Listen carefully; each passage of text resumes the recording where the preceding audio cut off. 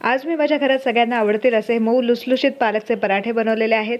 खूप सुंदर झालेत। नक्की करून बघा ही रेसिपी। यासाठी आपल्याला पालकची गड्डी लागणार आहे। एक पालकची गड्डी स्वच्छ निवडून धुवून चिरून घेतलेली आहे आणि वाटण लागणार आहे। त्यासाठी मी हिरवी मिरची, लसूण, आलं, थोडासा ओवा आणि थोडंसं जिरं हे सगळं मिक्सरला वाटून घेतलेलं आहे।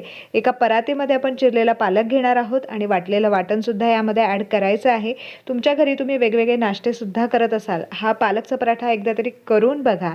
आणि यामध्ये आपल्याला थोडंसं हिंग, हळद, चवीनुसार मीठ घालून घ्यायचं आहे। थोडंसं आपण इथे लाल तिखट सुद्धा वापरणार आहोत। कच्चं तेल घालून घ्यायचं आहे, त्यामुळे पराठे खूप छान मऊ असे बनतात। त्याच्यानंतर आपण गव्हाचं पीठ यामध्ये ॲड करणार आहोत।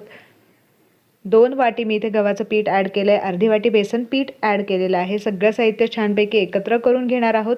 थोडंसं पाणी घालून छान घट्ट असा गोळा तयार करून हे पालकचे पराठे तुम्ही मुलांना सुद्धा डब्याला देऊ शकता।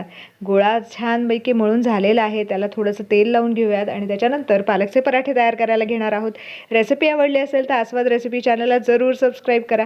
तुमच्या फ्रेंड्सबरोबर नक्कीच ही रेसिपी शेअर करा आणि एक लाईक तर नक्कीच करा।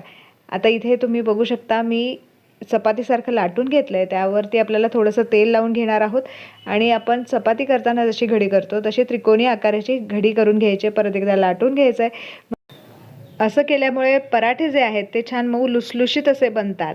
तुम्ही प्रवासात सुद्धा हे पालकचे पराठे नेऊ शकतात। खूप छान चवीचे बनतात। एकदा तरी करून बघा ही रेसिपी।